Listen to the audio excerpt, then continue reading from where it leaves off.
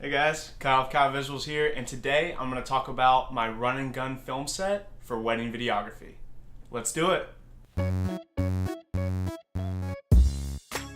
Alright guys, so first things first, again, the bag. I like to have a bag on my back just because there's some necessities that I want to carry along with me for my run and gun set. But obviously I don't have 18 hands to carry everything. So let's go over a few of the accessories that I carry with me in my bag. First off, right on the side, I have a flash, and this isn't just a flash, but it actually has an LED light.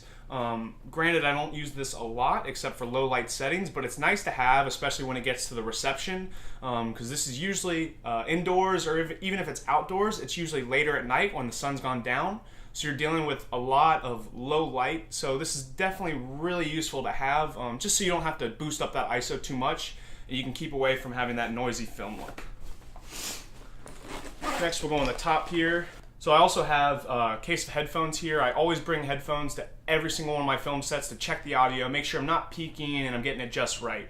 Additionally, I have with me, for my run and gun set, I use a tripod as well as my Canon 5D Mark III. I like to use my zoom mic on top of that as well. This provides me a nice backup and standard stable shot that I can always go to, a great establishing shot. So for instance, with the wedding ceremony, I can pop it right in the middle so I can get a direct shot of them walking down the aisle. That way I can leave it recording and I know I have that backup and I can just focus on the shooting I'm doing myself personally.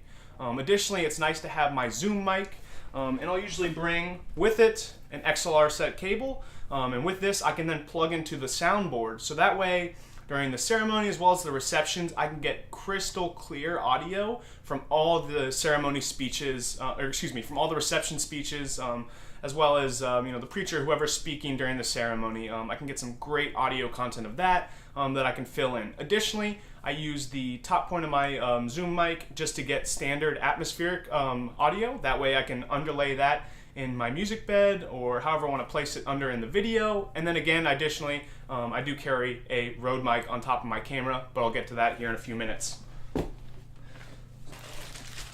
Last kind of big thing I carry up top with me is just some extra batteries. Again, I just want to have this with me because I'm run and gun. I don't have time if I run out of battery life to run all the way back to my car, get a new battery, pop it in, and come back. I mean, with a wedding, everything's happening here and now. So you got to be ready and prepared for anything. So I always have extra batteries with me. All right, and then on the other side here, I just have a set of UV filters, ND filters. These are great to have for run and gun filmmaking, especially on weddings that are outdoors. Just because, when you're getting your settings properly, say you want to shoot at 120 frames per second, well then you want your shutter around 1/250th. You don't want to shoot it all the way up to 1/1000th if you don't have to. So having these allows you to keep your settings exactly where you want them without sacrificing any of that setup there. So it's great to have.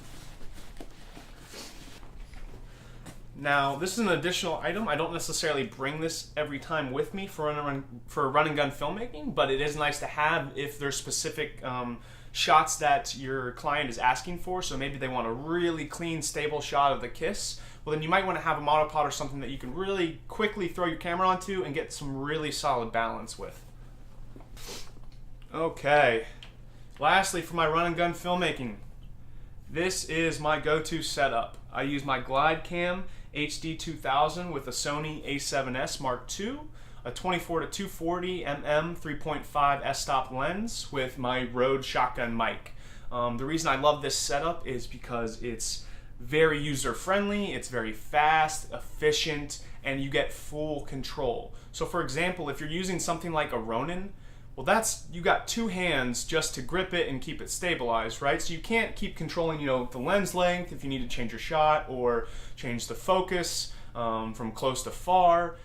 A lot of these things become a lot more difficult. It's very difficult to, make minor or major changes to your settings or just your overall camera, the look you're trying to grasp.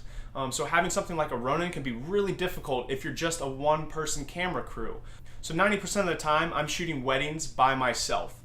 So I don't want to have something like a Ronin where I need, someone else to kind of operate the camera while I man the controls, or vice versa. With this, I can quickly controls like this. I can keep it stable with one hand like this while changing the focus length. So I have full control and easily can make adjustments to my camera. So I love having that. It's super clean and smooth motion, but it still allows for that personal touch, if you will. For me, Ronins and these other kind of computerized stabilizers, they can be really smooth, but it's also too smooth in the sense that there's no fluent motion. So with a glide cam, you can get kind of more natural and organic movement. So I really enjoy having that. My Sony a7S Mark II, I love this camera because it can shoot 4K if the client desires. It shoots 1080p at 60 FPS or 120 FPS, which is great because weddings, you gotta have that slow motion. It's so big. Does incredible in low light. So again, when it comes to late night when the sun's down or at the reception, at the dance floor, I don't have to worry about not being able to capture, the smiling, beautiful faces. I can get it all with this camera because of its low light capabilities. Additionally, a Rode Shotgun mic. I like to have that, even though I'm getting audio from my Zoom mic that's capturing the atmosphere, as well as getting ceremony speeches, etc. from that.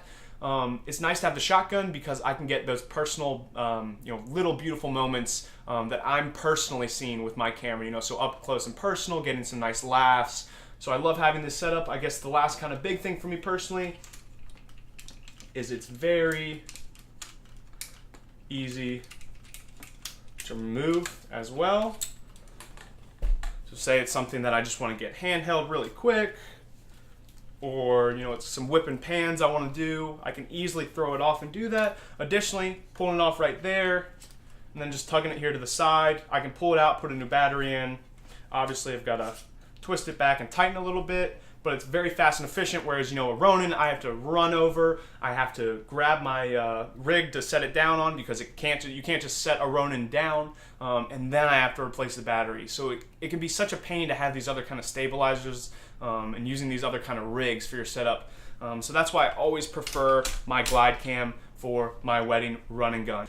If you have the ability or the budget for a 3-person camera crew, by all means capitalize on that and utilize that. Shoot with a Ronin, shoot with 2 Ronins, have someone directly in control of the overall look as well as people in direct control of the camera operations.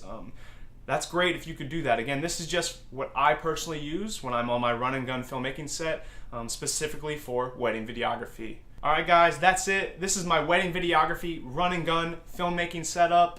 I hope you enjoyed it. Leave a comment with any questions or concerns, and I will see y'all next week.